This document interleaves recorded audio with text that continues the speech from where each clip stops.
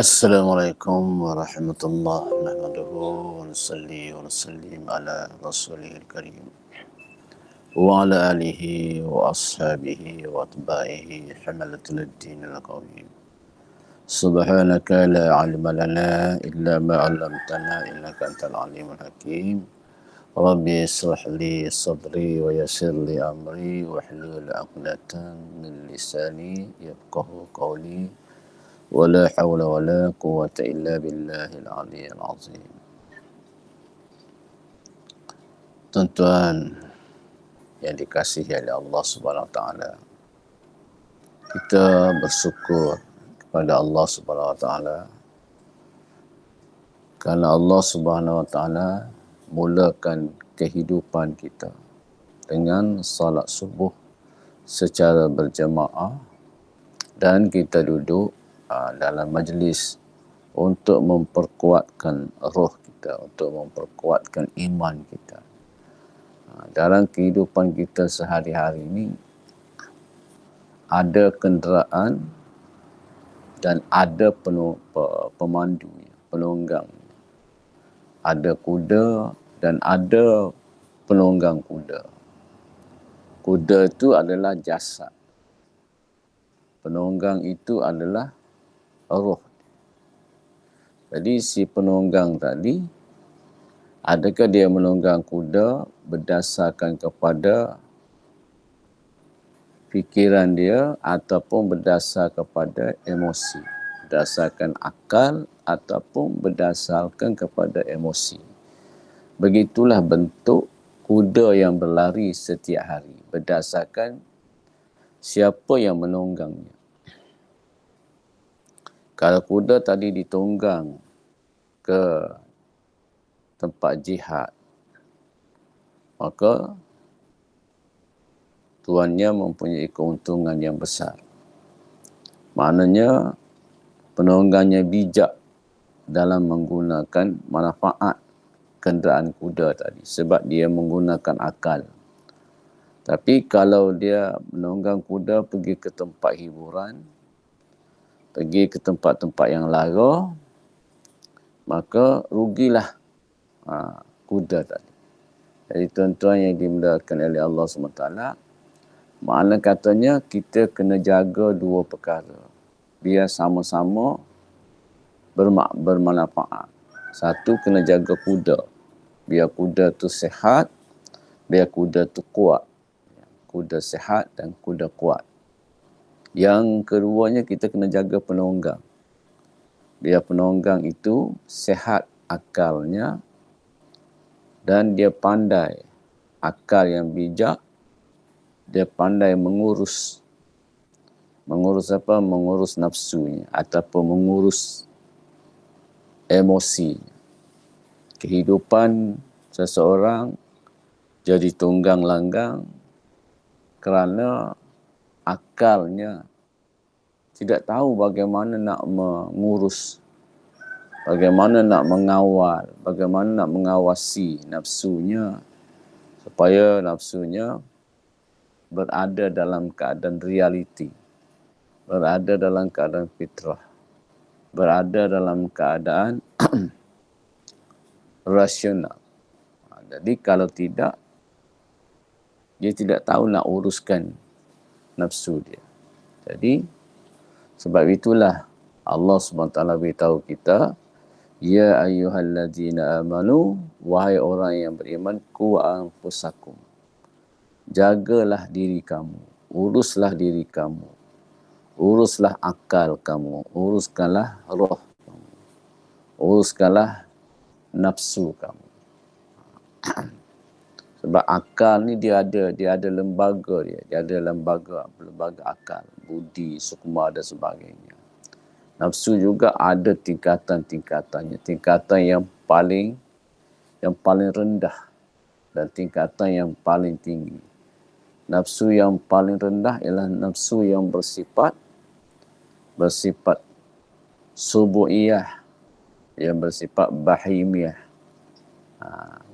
Nafsu yang tak dapat dikawal oleh tuan dia. Nafsu apa? Nafsu subu'iyah. nafsu binatang liar, kan? Macam-macam harimau, macam singa, macam buaya, macam benda-benda liar yang lain, ceking dan sebagainya. Tuan dia tak dapat nak kawal. Nafsu yang macam ni, nafsu yang jahat. Kemudian nafsu bahimiyah, nafsu binatang jinak. Fikiran dia tidur, rehat, dia tak mau susah, dia tak mau berat, dia tak mau fikir benda-benda yang membebankan dia tak suka. Kalau boleh dia nak jadi raja dalam istana, macam tu. Supaya setiap orang boleh melayani dia macam raja dan macam puteri, macam tu. Jadi tuan-tuan yang dikasihi oleh Allah SWT, bijaklah kalau kita dapat menguasai diri kita sendiri. Sebab itulah Allah sebut, ya ayyuhallazina amanu qu anfusakum wa ahlikum nara. Barulah kita boleh urus keluarga kita. Barulah kita boleh urus pejabat kita. Barulah kita boleh urus rumah tangga kita, boleh urus kampung kita. Jadi orang yang tak menang dengan diri dia ni, di mana-mana pun dia kalah. Dia pejabat, dia kalah dengan pekerja-pekerja. Sebab dia mengurus takbir dengan emosi. Dan, kan? Jadi jasad dia dipergunakan untuk memenuhi, untuk emosi dia, untuk melaksanakan kehendak emosi dia.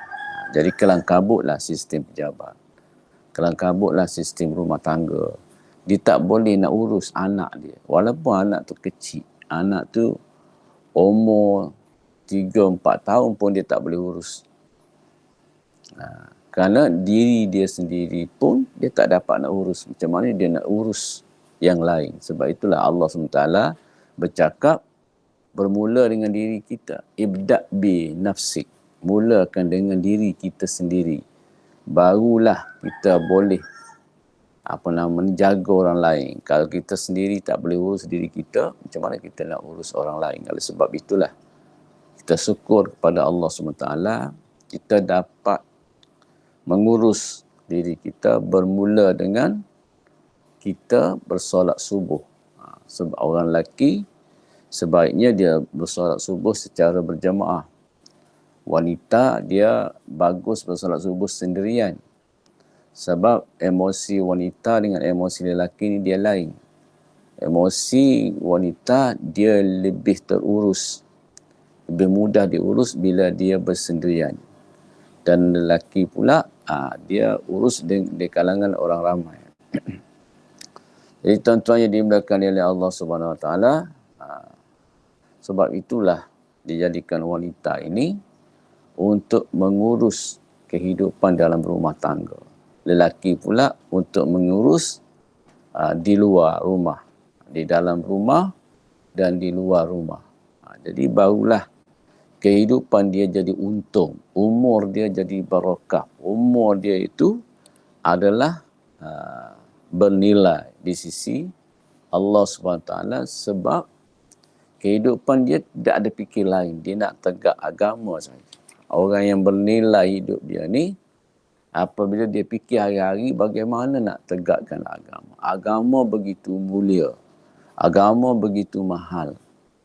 Allah Subhanahu Wa Taala nak beritahu kita, tidak ada dalam sinaran matahari ini yang lebih berharga daripada agama Allah. Lalu Allah tunjuk kepada kita betapa besarnya pahala, ganjaran pahala orang hanya tidur, dia tak buat apa-apa. Tak solat, tak apa pun. Cuma tidur sahaja, disebabkan oleh memperjuangkan agama. Seperti mana yang berlaku kepada Ashabul Kahfi. Ashabul Kahfi ni, dia lari daripada raja yang zalim yang nak paksa dia, nak syirik kepada Allah SWT, nak paksa dia turut menyembah makhluk. Dia tidak mau ikut dan dia tidak mau berada dalam suasana itu. Sesiapa yang tak ikut raja, maka dia akan dikenakan hukuman yang berat. Lalu pemuda ini oleh kerana tak berdaya nak lawan, maka dia lari untuk menyelamatkan imannya, nak menyelamatkan agamanya. Sebab itulah ulama kata ada dua keadaan sahaja yang kita boleh selamat. Satu keadaan kita tiru Ashabul Kahfi. Nah, satu lagi keadaan kita tiru para nabi.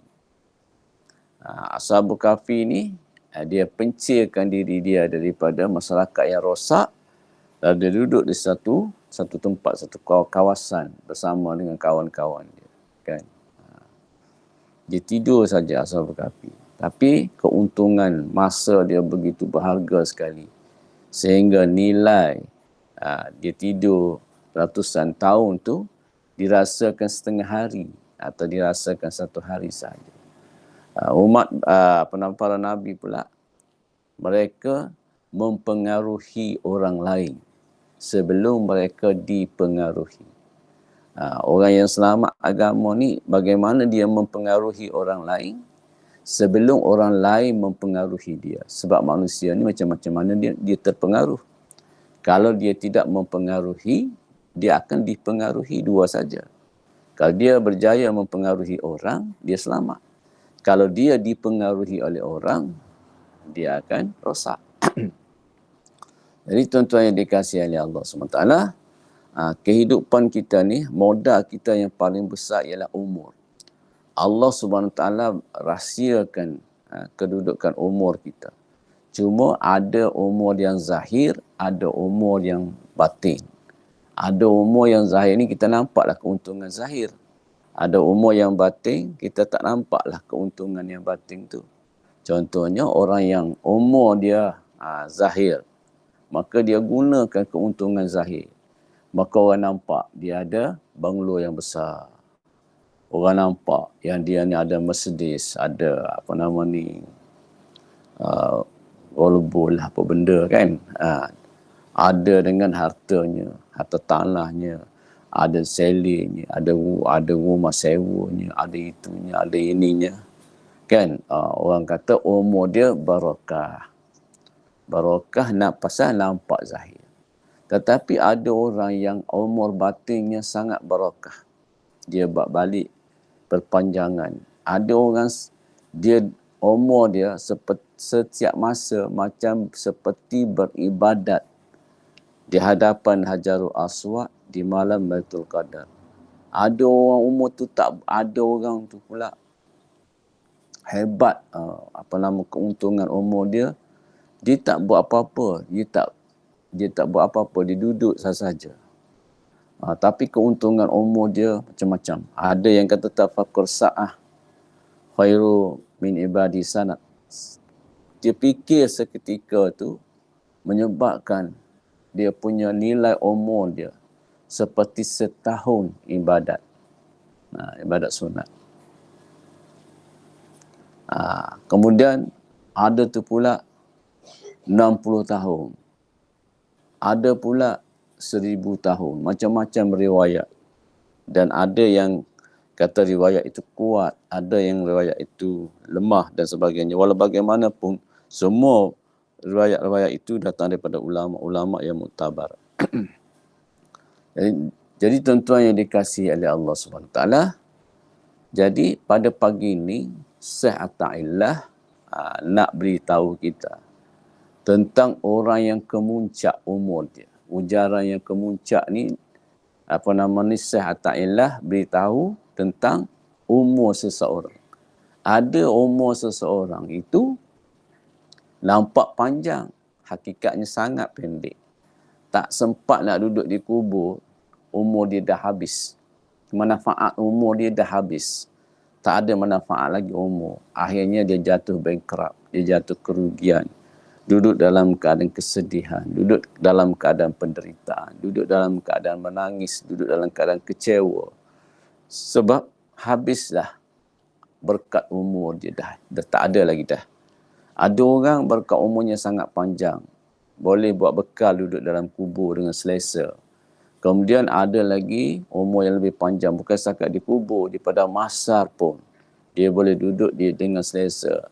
Oleh kerana harta dia, berkat umur dia tu tinggi banyak, maka dia dilayan seperti layanan VIP di masa orang lain susah, panas, menderita, sakit. Dia dilayan dengan layanan VIP di bawah aras Allah Subhanahu Wa Taala. Duduk dalam keadaan yang tenang, teduh, tak panas, datang makanan, minuman dan sebagainya. Dia duduk di situ tak ada apa-apa pun menanggung susah. Ada yang berkat umur lagi dilanjutkan lagi ke titian sirat. Dia boleh naik kenderaan yang hebat, pantas. Ada orang yang berkenderaan begitu laju, sepantas kilat. Kalau orang sekarang ni sepantas roket atau buru berpandu atau sebagainya lah. Kan? Ada orang tu dia modalnya sangat sikit. Umur dia dulu sikit saja bawa balik modal. Sampai dia merangkak nak berjalan. Tak ada kenderaan. Berjalan kaki dah lah berjalan dengan kaki tapi merangkak pula lagi. Kan? Ada orang yang seterusnya dapat masuk surga dengan senang lenang. Ada orang sehasta lagi dah nak masuk ke surga, dah tak ada modal dah. Jatuh ke dalam azab Allah Subhanahu Wa Taala. Na'udzubillahi min zalik. Jadi tuan-tuan yang dikasihi oleh Allah Subhanahu Wa Taala, inilah kemuncak. Kemuncak kita hikam ini setelah berbicara tentang makrifah lah, amalan lah, berbicara tentang penyakit-penyakit yang ada dalam hati lah, ujub, riak, takabur, bercakap tentang godaan dunia lah, bercakap tentang iblis syaitan lah, bercakap tentang alam-alam malakut, jabarut dan sebagainya. Sekarang ni kemuncaknya nilai umur seseorang. Sebab itulah Sa'atailah menceritakan tentang daripada awal perjalanan salik. Ada salik, ada majzub dalam menuju Allah SWT, kerana mereka hidup ni berbeza umur pada hakikat. Umur hakikat dengan umur syariat. Umur syariat ni mungkin orang tu 70 tahun. Mungkin orang tu 100 tahun. Mungkin orang tu 50 tahun. Itu umur syariat dia. Tetapi umur hakikat, mungkin orang ni panjang umur dia. Mungkin orang ni terlalu pendek umur dia. Kan? Panjang atau pendek umur di sisi Allah melihat hakikat umur. Begitulah orang-orang tasawuf. Dia melihat umur dari segi hakikat. Bukan dari segi umur zahir. Keuntungan umur, bukan dia lihat keuntungan umur dari segi zahir. Dia dapat itu, dia dapat ini. Kan? Tetapi dia lihat umur dia, keuntungan umur dia dari segi hakikat umur itu sendiri. Jadi tuan-tuan yang dimuliakan oleh Allah SWT, pagi ini kita mula dengan ujaran 270. 270. Kata Sa'atailah, rubba umrin ittasa'at amaduhu wa qallat amdaduh. Rubba umrin ittasa'at amaduhu wa qallat amdaduh. Ada kalanya, kata Sa'atailah, umur seseorang tu ittasa'at umur yang luas, panjang. Amdaduh, bilangan umur dia panjang, kan? Orang ni kata dia lepas, Masya Allah, Tuan, umur Tuan dah menjangka 100 tahun. Masya Allah Puan, umur Puan dah 120 tahun. Masya Allah, Masya Allah, Masya Allah. Tetapi, waqallat amdaduh. Sangat sedikit manfaatnya. Sangat sikit keuntungannya. Sangat sedikit berkatnya. Jadi tuan-tuan yang dimuliakan oleh Allah SWT, Allah dia bagi umur orang ni sama saja. Maknanya kalau Allah tetap dalam takdir dia, kalau orang tu umur 1 tahun, 1 tahun lah. Kalau umur 50, 50 tahun lah. Allah SWT sahajalah yang mengetahui rahsia panjang pendek umur seseorang. Kenapa Allah bagi 100 tahun? Kenapa Allah bagi 60 tahun? Macam pokok lah. Kan pokok. Kenapa pokok ni umur dia hanya setahun, kemudian berbuah mati?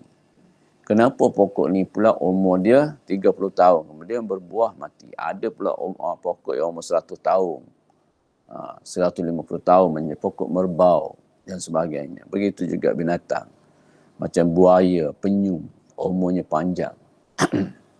Itu semua rahsia Allah. Dan itu tak penting. Dari segi orang-orang hakikat, orang-orang kerohanian, bilanglah nak bilang umur berapa. Itu tak penting. Yang penting, umur tu ada barakah ke tak ada barakah. Imam Nawawi muda saja umur dia. Dan ada juga imam-imam yang lain, umurnya tak sampai pun 50. Kadang-kadang 40 mereka dah meninggal. Tetapi berkat umur sampai sekarang pun, berkat umur Imam Nawawi, macamlah dia beribadat di depan Hajarul Aswad setiap malam.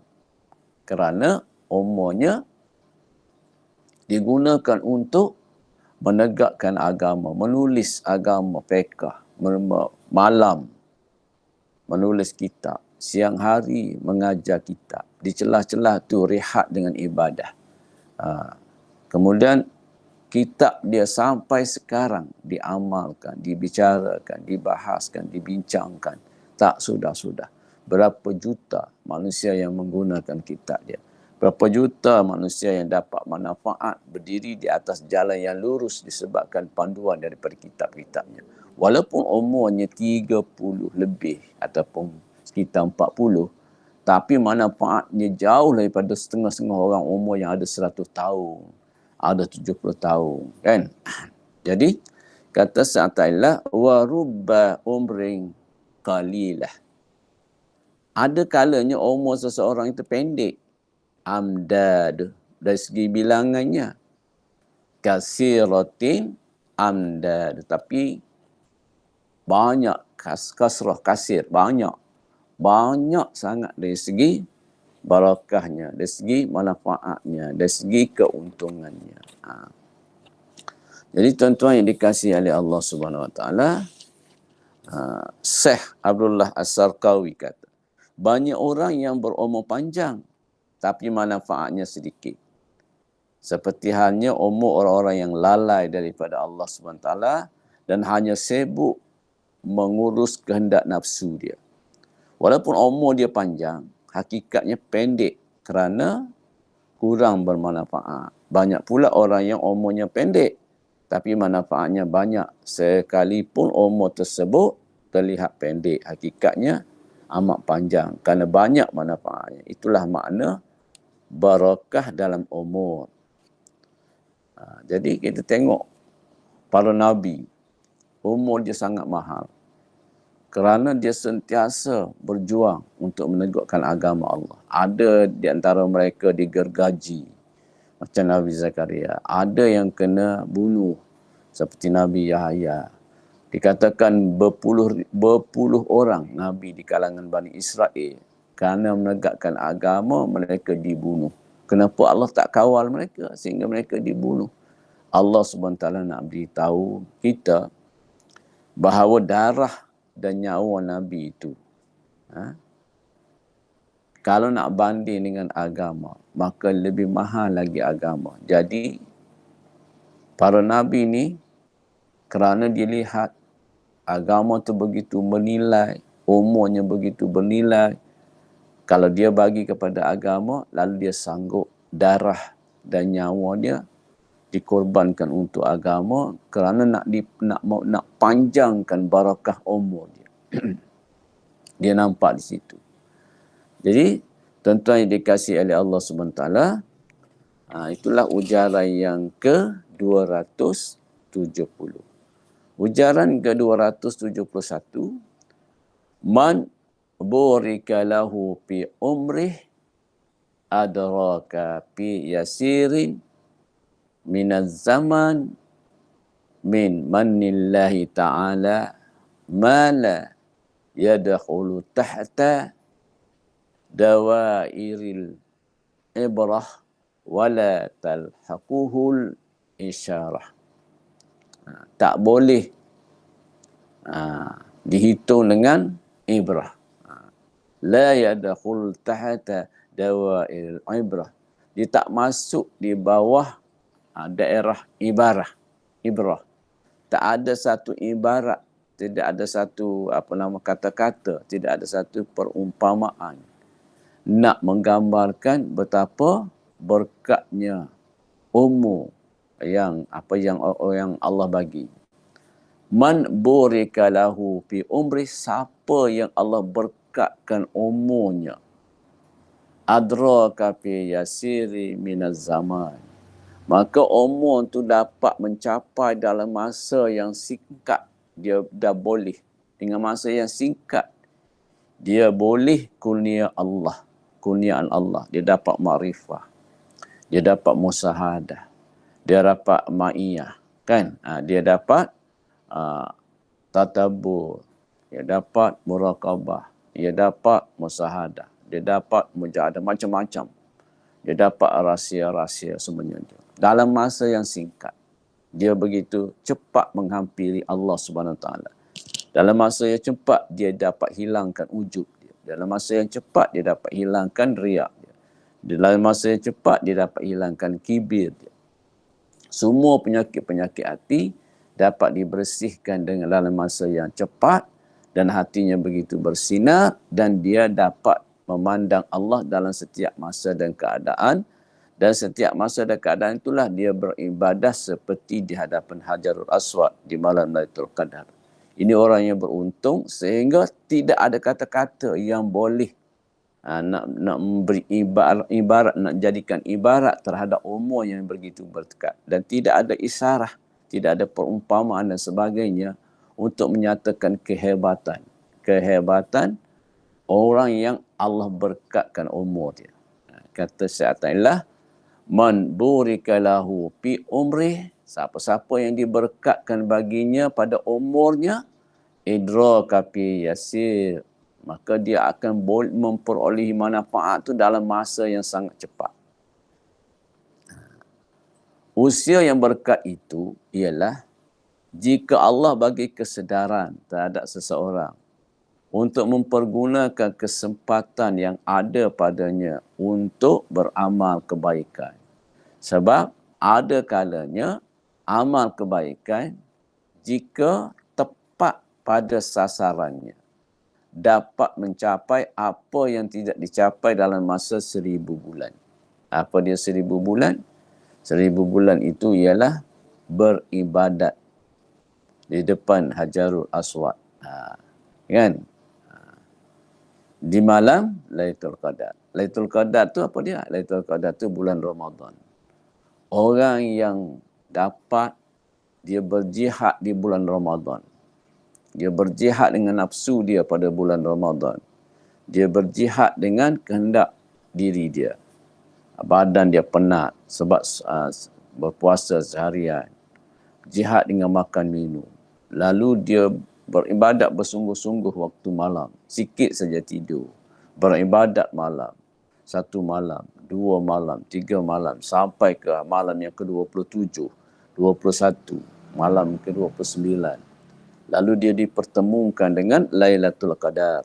Maka nilai ibadatnya macam 1000 bulan. Tapi ada orang setiap masa dia dalam keadaan seperti beribadat di malam Lailatul Qadar, seperti orang yang berjuang di jalan Allah.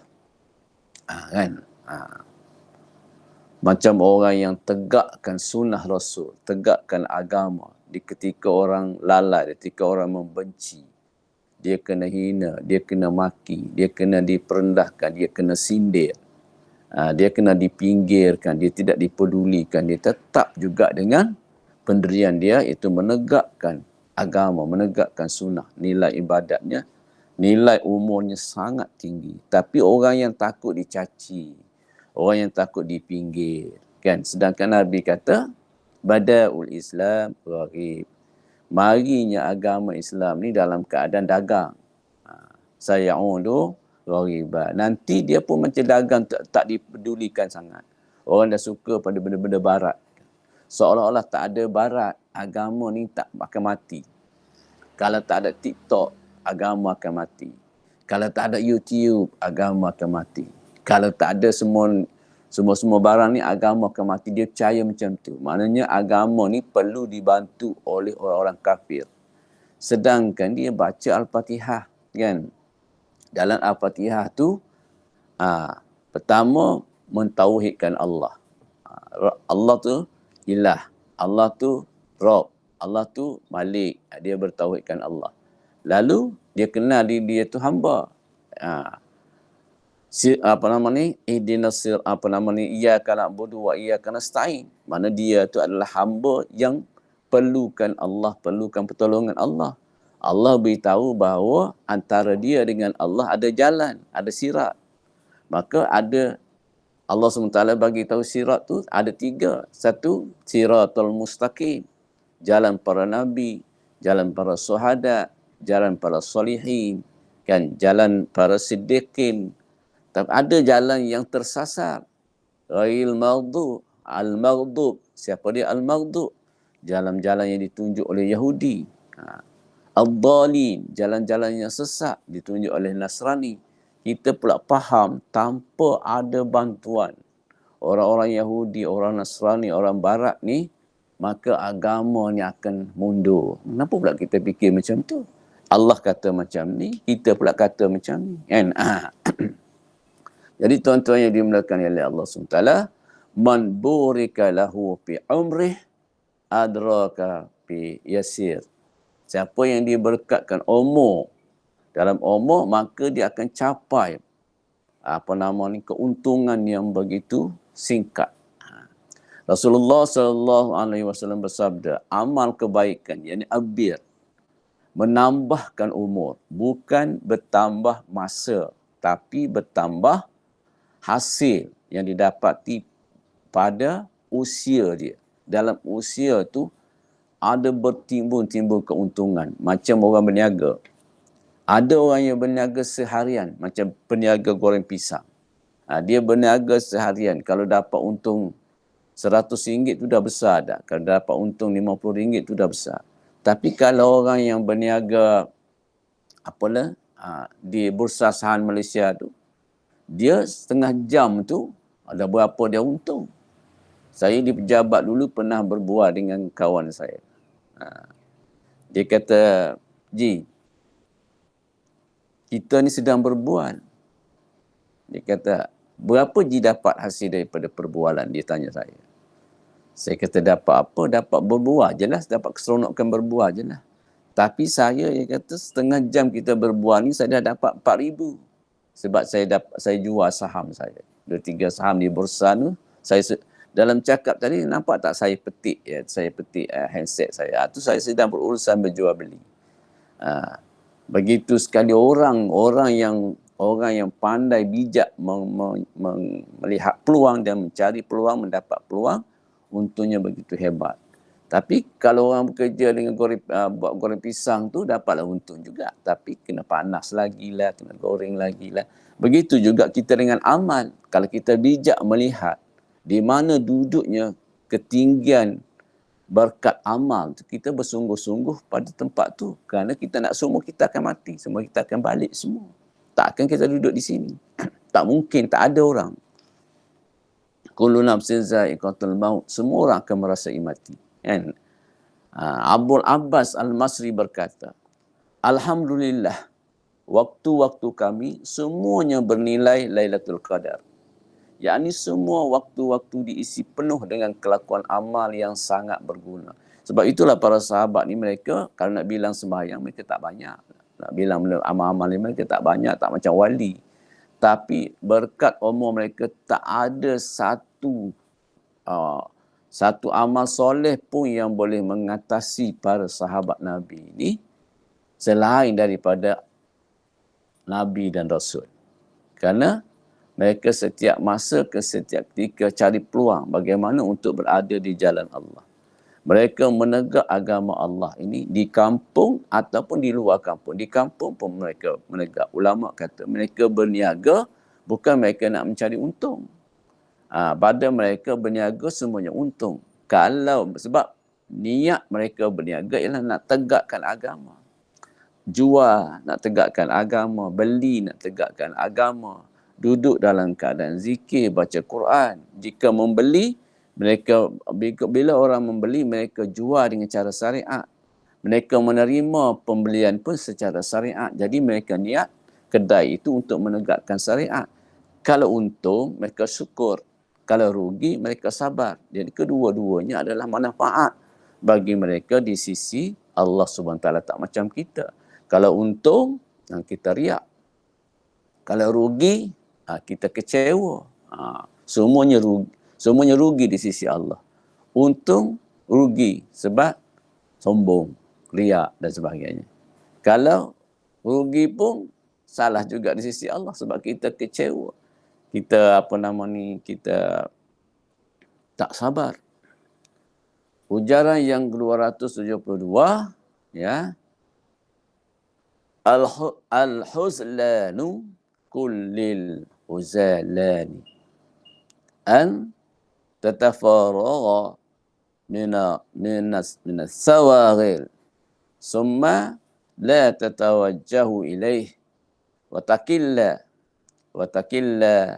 awa'iquka summa la tarhalu ilaih.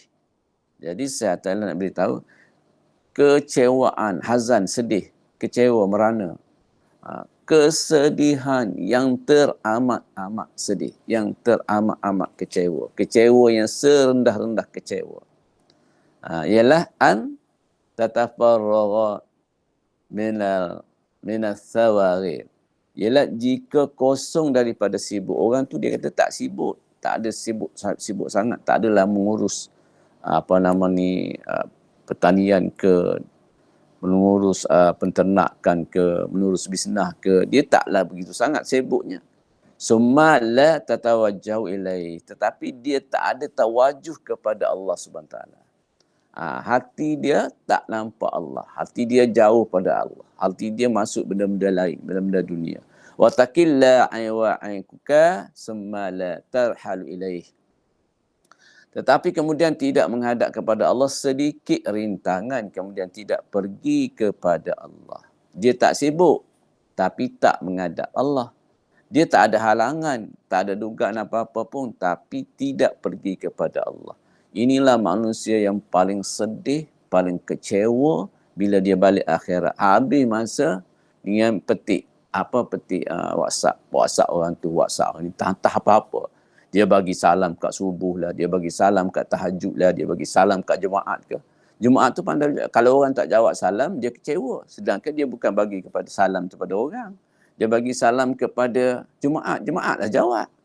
Kalau orang tak jawab, dia kecewa. Sedangkan dia bagi jalan ke Jumaat. Tak tahu dia datang daripada mana sumber-sumber yang macam tu. Punca sumber tu dia ambil tak tahu. Tapi tahu salam tahajud, nak beritahu dia sembahyang tahajud ke apa ke entah. Kan? Salam Jumaat lah, salam petang lah, salam pagi lah, salam tengah hari lah, salam makan lah, salam minum lah, salam jalan lah, salam duduk lah, salam diri lah. Entah apa-apa.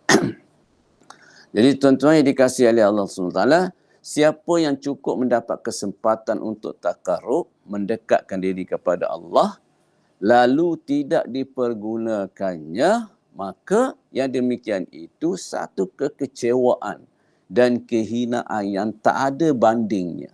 Sebab tiap-tiap detik bagi anak Adam dapat dipergunakan untuk menebus dosa secara dan segera masuk surga. Kerana itu, bila kesempatan itu disia-siakan hingga akhirnya masuk ke dalam jurang neraka, maka itulah contoh kehinaan, kekecewaan yang sangat-sangat rendah. Asfala safili, serendah-rendah tempat. Kerana tak pandai nak guna masa hidup ini, dia jadi orang kecewa di alam akhirat besok. Infiru hifafan wasiqala. Hendaklah kamu berjuang untuk buat amal, untuk tegakkan agama, lawan nafsu. Hifafa, khafi, ringan, atau thiqala, thaqa, berat. Mana dalam keadaan kamu ringan ataupun dalam keadaan kamu berat, suka, duka.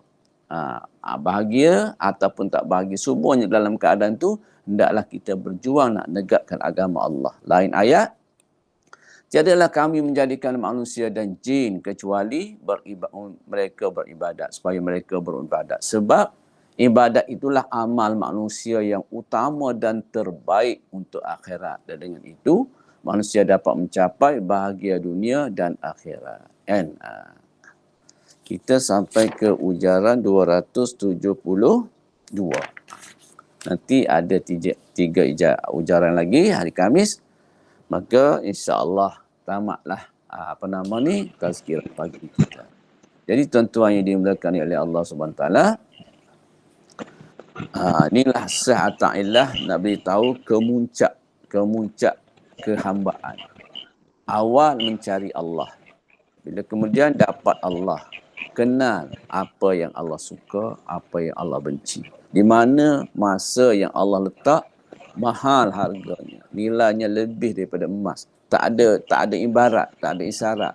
Nak ibaratkan emas ke, nak ibaratkan belia ke, nak isyarat apa, isyarat kilat ke apa benda ke, tak ada ibarat, tak ada isyarat. Kata malaikat, aku sanggup tulis berapa banyak, sanggup bilang berapa banyak butir pasir di pantai. Tapi aku tak sanggup nak tulis berapa banyaknya nilai amal orang yang berdiri di jalan Allah Subhanahu Wa Taala. Sebab itulah para sahabat radhiyallahu ajma'in, walaupun umur mereka tak begitu panjang, tapi keberkatan umur mereka sampailah ke hari kiamat. Jadi tuan-tuan yang dikasihi oleh Allah Subhanahu Wa Taala, setelah sa'atillah bimbing kita mencari wasilah, kan? Peringkat awal tu sa'atillah bimbing kita cari wasilah, iaitu mencari amal. Bila kita cari amal, kita kena cari dengan mursyid, dengan orang yang faham tentang seluk-beluk amal tu. Kan? Kemudian bila kita ada mursyid dengan amal tadi, dibimbingnya satu peringkat ke satu peringkat, dia panggil salik. Salik ni orang yang menggunakan kenderaan amal nak menuju kepada Allah, dipimpin oleh ada pimpinan. Maksudnya ada pimpinan. Salik ni orang yang beramal di bawah pimpinan. Ada orang beramal tak ada pimpinan, dia pergi suka dia je. Jadi dia nak Jepun, dia pergi gitu. Sampai ke Australia. Kenapa sampai ke Australia? Entah. Nak pergi mana? Saya ni nak pergi Singapura. Tapi kenapa kamu sampai ke Bangkok? Tak tahu, saya tak tahu. Tak ada orang pimpin saya. Tiba-tiba je sampai ke Bangkok. Bangkok lah. Itu orang panggil orang bukan salik. Orang yang tak ada pimpinan. Dia beramal. Apa yang dia lihat, dia dengar. Tapi tak ada orang yang nak tolong pimpin dia.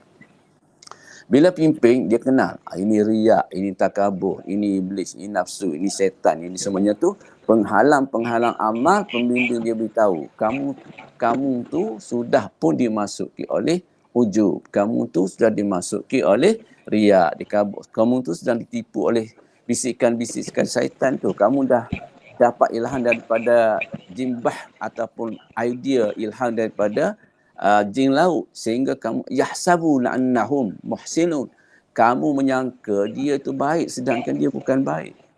Yahsabuna annahum muhsinun, kamu sangka je bisikan tu baik, sebenarnya bisikan tu tak baik. Dia bawa mudarat pada engkau, dia akan membawa kegelisahan kehidupan engkau, membawa tonggang langgang kehidupan engkau. Kau dapat bisikan daripada mana tu? Macam tu. Jadi bila dia sampai makrifah, dia bimbing, maka sa'atillah pun beritahu orang yang sudah sampai ke puncak ni, dia kena jaga keberkatan umur dia. Hari ni Allah bagi kita insyaAllah sehari. Bagaimana kita nak jaga supaya umur kita berkat? Duduk di kedai, umur kita berkat. Duduk di tempat penternakan, umur kita berkat. Duduk di pejabat, umur kita berkat. Jadi di mana saja kita berada, umur kita tidak sia-sia pada pandangan Allah ataupun pada pandangan orang ahli hakikat. Tapi orang ahli syariat ni, dia lain pula dia pandang dia kan. Ada orang pandang yang tersirat, ada orang pandang yang tersurat. Itu terserahlah. Jadi tuan-tuan yang dimuliakan oleh Allah SWT, insya-Allah kita ada masa lebih kurang setengah jam untuk kita sama-sama bermuzakarah. Semoga Allah SWT bagi kita lebih faham. Sebab faham orang ni beza-beza kan. Macam apabila baginda Nabi SAW wafat, ada sebahagian faham begini, ada sebahagian fahamnya gini kan.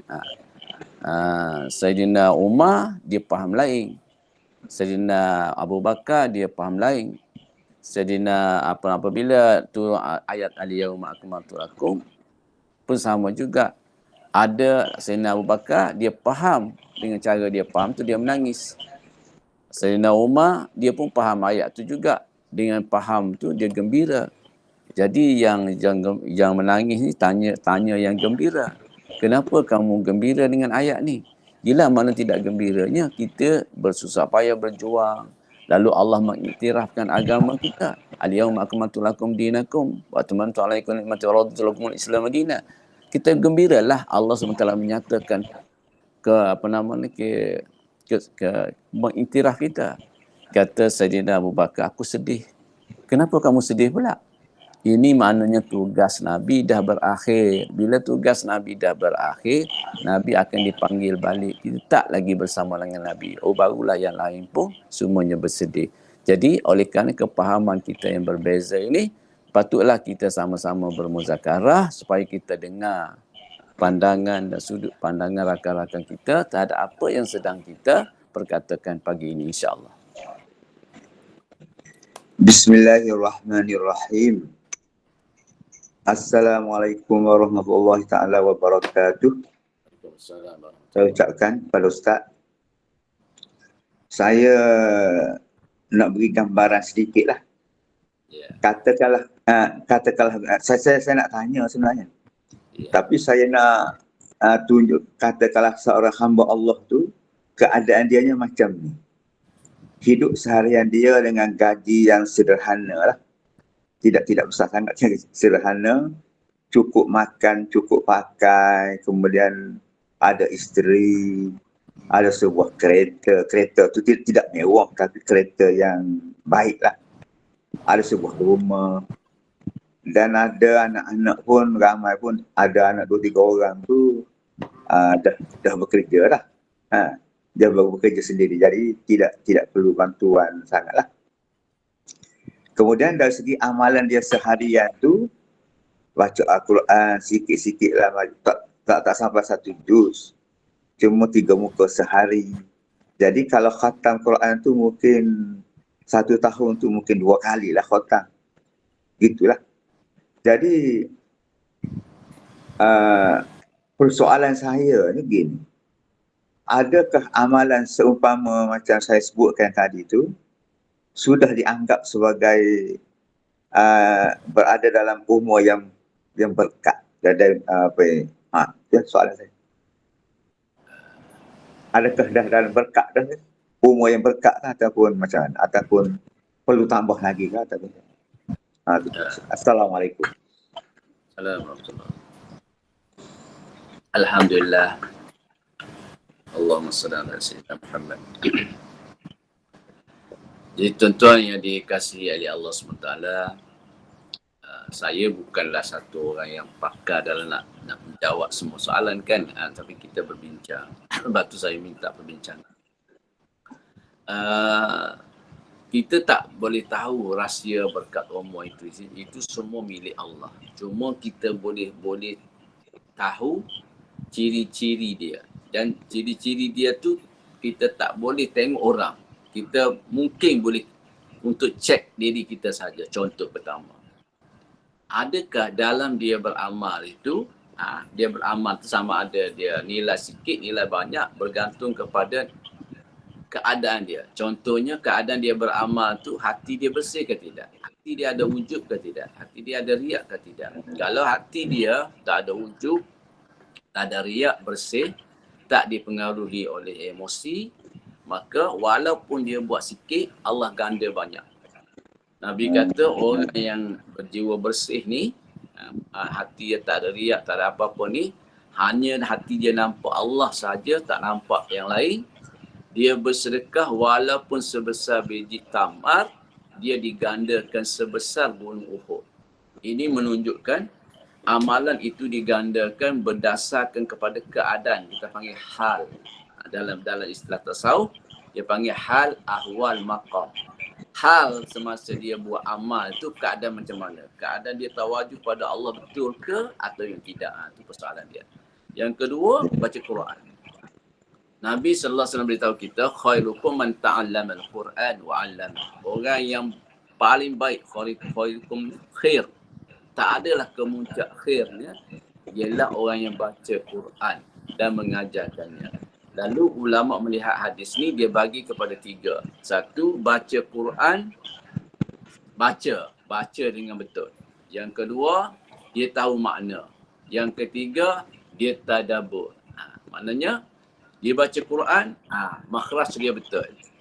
Kadang-kadang bila makhraj ni tak betul, macam dia sebut al-alami dengan al-alami, dia jadi makna lain. Kalau dia sebut, kalau mau macam orang azan, kalau dia kata hayya 'alal falah, hayya 'alal falah tu dah lain. Sebab kalau dia kata satu lagi tu, dia ajak orang pergi bersawah ladang. Ada satu orang tu dia ajak pergi ke sembahyang. Tapi kita tak tahu sebab dia baca tu mat betul ke, tak betul tajwid ke. Itu sebab tu kita tak boleh nak nilai orang. Payah sebab dia yang tahu tu diri dia sendiri. Yang keduanya dia kena tahu makna dia. Contohnya kalau dia sebut Bismillahirrahmanirrahim. B tu apa benda? Ismi tu apa benda? Allah tu apa benda? Kan? Sebab bila dia tahu makna, dia tahu dia sedang bercakap dengan Allah. Dia baca perkataan Allah. Kalau tidak, dia tidak beradab dengan Al-Quran. Dia suka-suka hati dia dengan Al-Quran. Yang ketiganya, dia kena tadabbur. Apa dia tadabbur? Tadabbur ni dia resap perasaan. Perasaan Allah bercakap dengan dia tu teresap dalam jiwa dia. Macam orang bercakap dengan orang yang dia sayang lah. Dia cakap dengan anak ke, dia cakap orang maki dia, ada kesan di hati dia. Orang puji, ada kesan di hati dia. Begitu juga dengan Quran. Bila Allah sebut azab, ada kesan di hati dia. Bila sebut surga, ada kesan di hati dia. Bila Allah sebut pahala ganjaran, ada Allah SWT kesan ada pada hati dia. Jadi untuk cikgu, saya boleh kata begitu saja. Nak nilai dia berkat tak berkat, saya tak boleh. Sebab setiap dirilah yang boleh menilai dirinya masing-masing, sebab itu adalah rahsia Allah. Ya, terima kasih. Ya.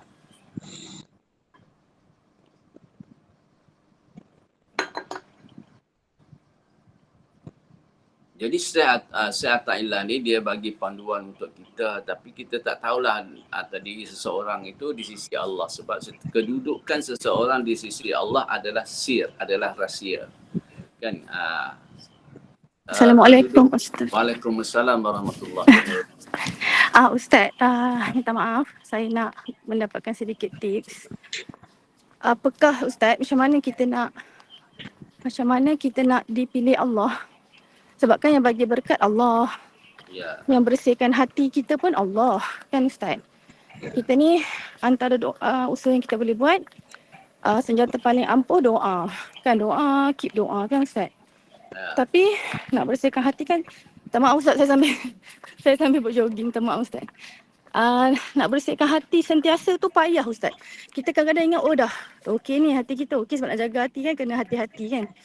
Tapi tiba-tiba last sekali dekat hujung kita perasan, aku rasa tak bersih lagi hati ni, ya Allah, ya Tuhanku. Macam tu Ustaz. So boleh tak Ustaz kongsikan tip macam mana nak Allah pilih kita supaya umur kita berkat. Apa yang kita buat tu, bak kata Ustaz, bak kata Syekh Ta'illah, buat sedikit tapi Allah bagi banyak sebab berkah tu. Dan yang kedua, bagaimana untuk kita dapat sentiasa bersihkan hati ni Ustaz. Itu saja. Assalamualaikum Ustaz. Iya. Sallallahu alaihi wasallam. Pertama, ada tak orang bimbing kita? Ataupun kita yang bimbing diri kita sendiri dalam beramal. Yang kedua, kita kenal tak Allah? Kemudian kita kenal tak musuh Allah? Kita bersama dengan Allah ke kita bersama dengan musuh Allah? Kalau kita bersama dengan musuh Allah, sudah pasti Allah jauh daripada kita. Kalau kita dekat dengan Allah, tentulah kita jauh daripada musuh Allah. Jadi amalan kita itu, nak berkat ke tak berkat, lihat diri kita berada dalam di mana. Kalau kita bersama dengan Allah, berkatlah. Kalau kita bersama dengan musuh Allah, tak ada berkat lah. Musuh Allah ni nafsu, syaitan, iblis, adat yang bertentangan dengan syarak, khurafat, bid'ah dan sebagainya. Semua tu musuh Allah untuk Rasul. Kalau kita berada di situ, macam mana kita nak dapat berkat walaupun kita baca subhanallah ke, baca Quran ke, baca apa ke, sedangkan kita baca di tempat, di kawasan Allah SWT tak suka. Kita baca dengan nafsu. Dan dengan nafsu dia ada riak, dia ada takabur, ada macam-macam. Jadi Allah tak akan terima. Kalau kita baca untuk sembah syaitan, kan?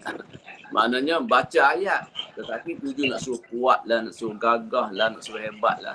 Jadi mana nak dapat berkat? Jadi berkat tu tanya diri sendiri, kita berada di mana? Barulah kita tahu berkat atau tidak di kita. Kalau kita nak pasti, kita kena rujuk orang yang mahir. Macam mana kita nak kenal orang yang mahir tu Ustaz? Sebab kan banyak sekarang ni kan Ustaz, banyak orang yang kita tengok alim tapi bila masa Allah menunjukkan kita makin ke depan masa, rupanya orang ini sebaliknya, kan? Kita dah tersalah tengok orang. Kadang-kadang Ustaz, kita ni Allah letakkan kita di tengah-tengah orang-orang yang mungkin tengah berbuat maksiat, kan Ustaz? Kita tak tahu, kita tak nak, kita tak sedar kan Ustaz. Tapi adakah dengan menjaga hati kita dalam keadaan apapun, bersama siapa pun, itu sudah cukup untuk kita dengan Allah tu dekat Ustaz? Ya. Allah SWT tunjuk kepada kita macam mana pengembaraan Imam Bukhari untuk cari dia punya mursyid berbatu-batu dengan bawa mak dia lagi. Bagaimana Nabi Musa nak cari kebenaran, dia pergi jumpa dengan Nabi Shu'aib berbatu-batu jauhnya, kan? Faham. Ghazali tinggalkan kemuliaan dia, pergi ke Damsyik.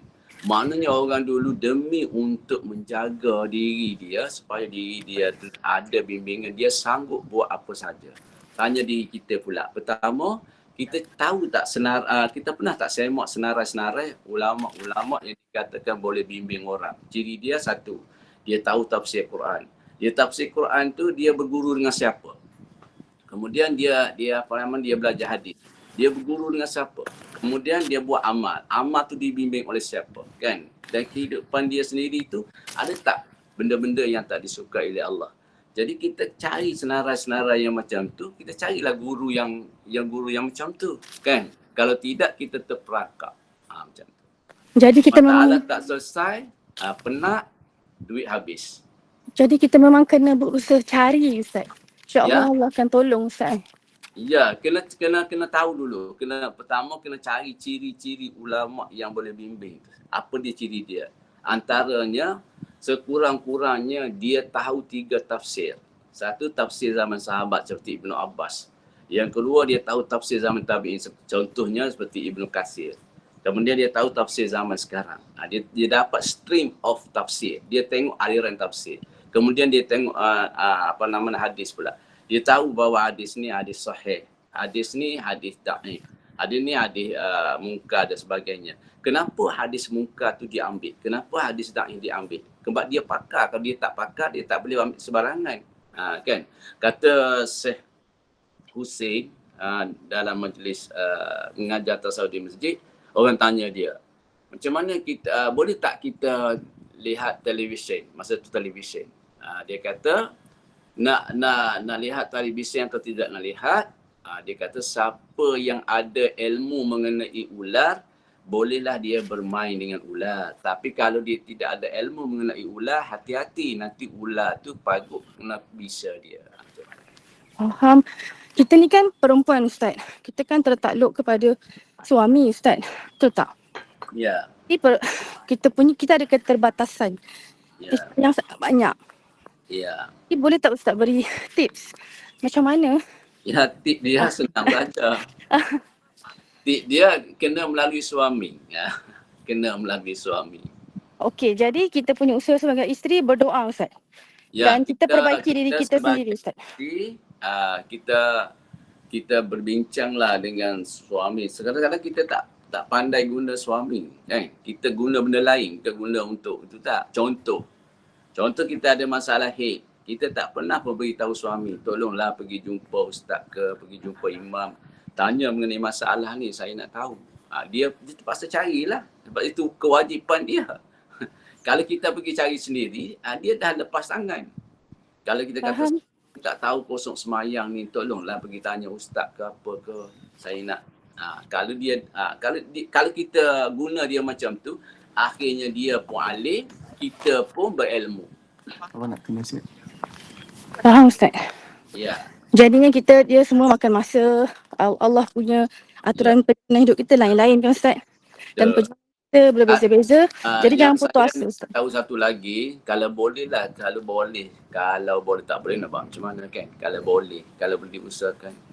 Kita belajar melalui suami. Kerana apabila kita memuja orang lain lebih daripada suami kita, maka itu dalam keadaan yang bahaya. Kan? Contoh orang belajar dengan saya. Kan? Ya. Dia letak saya ni lebih tinggi pada suami dia. Itu bahaya. Dia Faham, kena Ustaz. suami tu sentiasa duduk tempat tinggi lebih daripada siapa-siapa. Sebab dialah amir kita, dia adalah alam mursyid kita. Dialah kena cari mursyid. Bila dia balik, dia bimbing kita. Jadi isteri ni kena sedar yang dia sentiasa berada di bawah suami dan itu adalah mainan syaitan kalau dia melebihkan orang lain berbanding suami. Kita takut macam tu. Betul. Faham Ustaz. Jadi kita sebagai isteri kena jaga diri kita, jaga rumah tangga dan jaga hati. Kemudian doakan supaya suami kita diberi guru yang mursyid. Ada saja masalah, ngadu pada suami. Kata kalau suami kita panggil apa? Ayang ke apa benda, panggil lah kan. Kata, yang saya ni masalah semayang ni. Kalau yang tak tahu, yang tolonglah pergi jumpa ustaz. Sebab saya ada masalah dengan semayang. Yang dia pergi jumpa, tak perlu dia pergi dengar. Tak perlulah kita kata dia pergi dengar masjid, dia jumpa dengan ustaz saja. Mana-mana ustaz yang boleh dipercayai, dia jumpa saja. Kemudian dia bagi tahu. Maknanya puan sudah dapat 2 pahala. Pertama, pahala suami pergi belajar. Yang kedua, pahala suami mengajar. Darjat suami itu tinggi. Sebab itu orang panggil orang lelaki ni wali mujbir. Wali mujbir itu bukan hanya wali nikah. Wali mujbir itulah wali keluarga. Dia itu adalah untuk guru kepada keluarga. Suami ni dia kena ada 3 pangkat. 1 pangkat dia adalah tuan guru. Yang kedua dia adalah ketua. Yang ketiga dia sumber cari nafkah. Kalau dia ada 3 pangkat ni, Allah akan muliakan suami-suami itu. InsyaAllah. Bagaimana Ustaz dengan contoh kalau orang perempuan sekarang kaitkan dengan keadaan seperti Asiyah dengan Fir'aun. Bagaimana kalau sekarang ni kan zaman ramai lelaki yang kurang asas agama, yang tidak bertanggungjawab Ustaz. Tapi bagaimana untuk isteri macam gitu Ustaz? Tak ada isteri yang macam gitu. Sebab Fir'aun tu kafir, Asiyah tu mukmin. Semua suami isteri sekarang ni sebelum dia nikah tu dia mesti orang Islam, orang beriman. Faham, Itu kita dalam Quran. Jadi betul tak Ustaz, Allah dah bagi setiap orang contohkan dalam Quran yang lelaki baik dengan untuk perempuan baik. Dan jadi kita ni bila Allah dah kahwinkan kita, kita kena yakin pasangan kita tu adalah cerminan kita. Betul Ustaz? Jadi kalau kita tengok suami kita tu tak baik, maknanya kita kena tengok diri kita dahulu kan Ustaz? Ya, sebab saya pun tak faham dengan wanita ni. Contohnya kita kata kalaulah macam cerita Nabi Muhammad SAW. Bila dia balik daripada Gua Hira, dia tak pasti siapa yang datang dia tu. kencing ke, jembalang ke apa ke, dia sampai dia demam. Apa peranan isteri dia? Khadijah. Peranan isteri dia bawa suami dia jumpa Pak Mursyid pada masa tu, iaitu Warakah bin Naufal. Walaupun Nabi Muhammad ni satu orang yang berkedudukan tinggi di sisi Allah, tapi Allah nak beritahu peraturan. Peraturannya pergi rujuk. Lalu dia bawa suami dia pergi rujuk. Macam juga dengan Nabi Musa. Dia jumpa dengan wanita di Madian. Lalu wanita ni ajak dia berjumpa dengan ayah dia. Kan kita Betul. tengok macam mana Tuhan apa nama nak memperlihatkan kepada kita pentingnya benda macam tu. Kita sekarang tidak, kita langkau suami kita. Betul. Langkau suami kita. Kemudian balik rumah kita rasa kita lebih warak pada suami. Dan sedangkan perbuatan kita tu melangkau suami. Itu yang turunnya jadi tak berkah Ustaz Jadi suami kan akan kecil hati Tahulah kan. kemungkinan lah. Tapi ada orang yang pendapat lain. Itu sebab tanya saya yang bagi pendapat. Kalau tanya orang lain, dia bagi pendapat lain pula kan. Jadi ikutlah pendapat siapa yang kita nak pakai. Ikut keadaan mereka masing-masing lah. Kita hanya boleh beri pendapat kita kan Ustaz. Kalau Ya, sebab tanya saya bagi pandangan saya lah kan. faham Ustaz. Jadi apa-apa pun kalau dia jadi isteri, suami first. Kalau Ya, sebelum kahwin, ayah first. Begitu Ustaz sebab ada satu peristiwa seekor unta tiba-tiba tunduk kepada Nabi. Jadi para sahabat pun nak tunduk juga kepada Nabi. Lalu Nabi kata, kalaulah manusia boleh sujud kepada manusia yang lain, aku perintahkan isteri sujud pada suami. Oh, itu yang cerita Rasulullah perintah macam tu. Kita boleh mengalimkan suami kita dengan secara tak langsung. Tapi kita tak guna. Kita tak gunakan suami kita tu. Kan? Faham Ustaz. Contohnya kalau kita tak tahu apa-apa mengenai dengan baca Quran ke, tolong pergi tanya sikit ustaz-ustaz makhraj huruf tu. Saya ni tak pasti.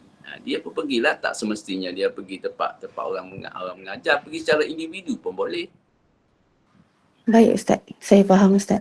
Assalamualaikum Ustaz. Assalamualaikum warahmatullahi.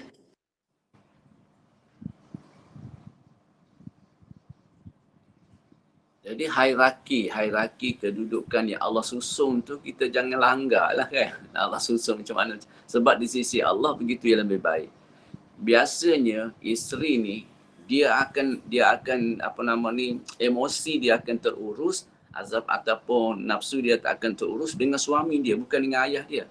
Ayah dia sekadar umur 15 tahun saja dia boleh ikut ayah dia. Dia boleh ikut kata ayah dia tu 15 tahun, 16 tahun. Kemudian dia dah lawan dah ayah dia.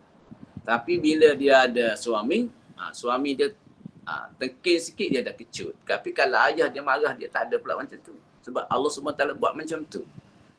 Ayah pimpin isteri dan anak-anak sehingga balik. Bila balik, yang laki dia kena pergi buat takasus, fardu ain dengan ayah. Sesiapa yang nak berkat ilmu anak dia kena ajar anak dia setakat fardu ain. Untuk takasus, untuk pengkhususan, barulah dia suruh anak dia pergi belajar dengan orang lain. Macam tu juga dengan isteri. Isteri belajar fardu ain dengan ayah dia. Kemudian untuk yang lebihnya dia belajar dengan suami dia. Assalamualaikum Ustaz. Waalaikumsalam warahmatullahi. Ustaz, macam sekarang ni kan, kalau kita bila kita belajar benda ni, and then bila kita review balik, kita semak balik umur kita yang lepas ni, kita ni banyak, sebab hari ni pun kita nampak yang umur berkah dengan umur tak berkah ni kan.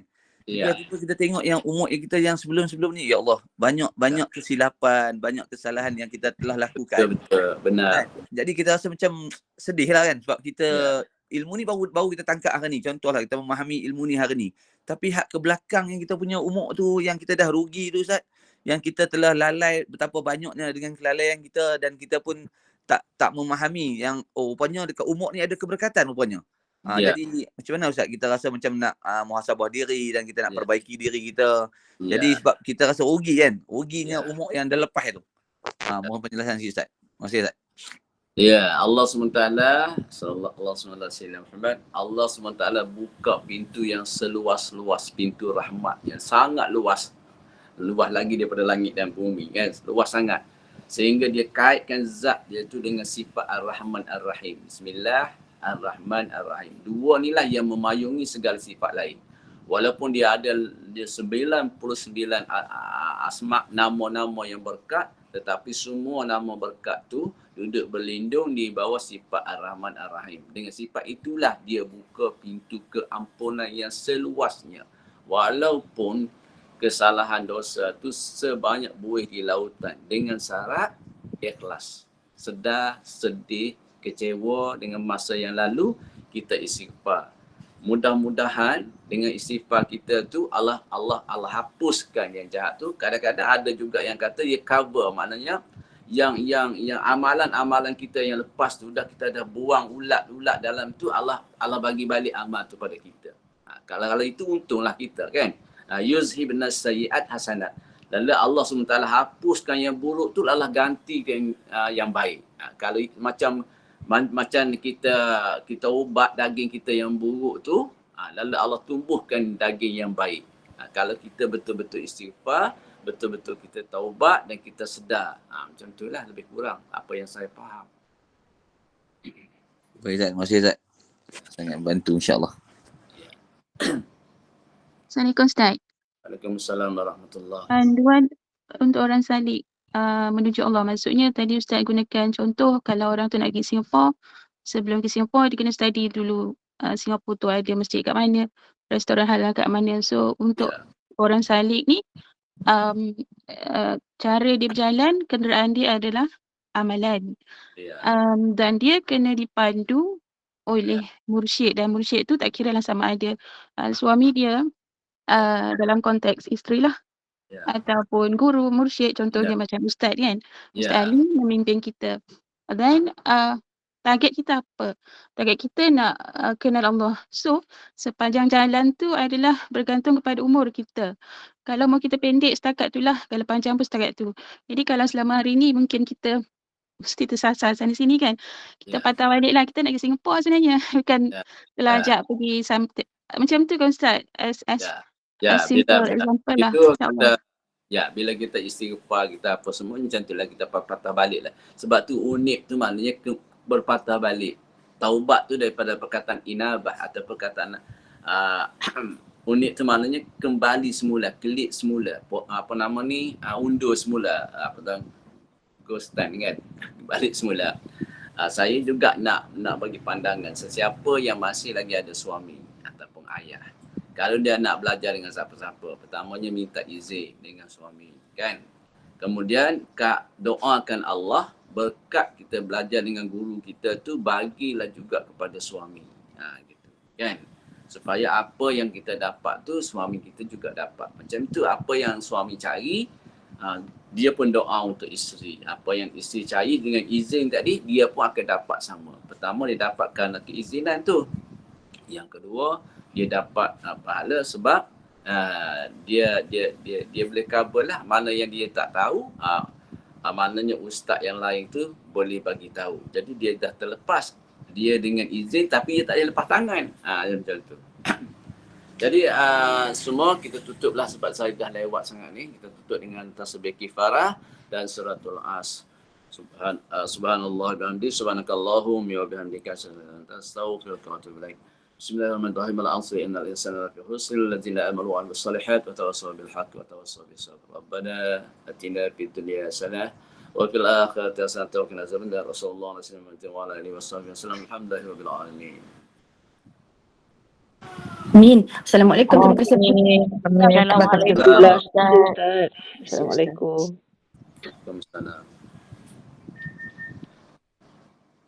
Assalamualaikum. Terima kasih Ustaz. Waalaikumsalam warahmatullahi. Terima kasih. Terima kasih Ustaz. Assalamualaikum. Sama-sama. Terima kasih Ustaz. Terima kasih Ustaz. Ya, sama-sama cikgu. Alhamdulillah, terima kasih Ustaz. Ya, sama-sama. Puan Intan.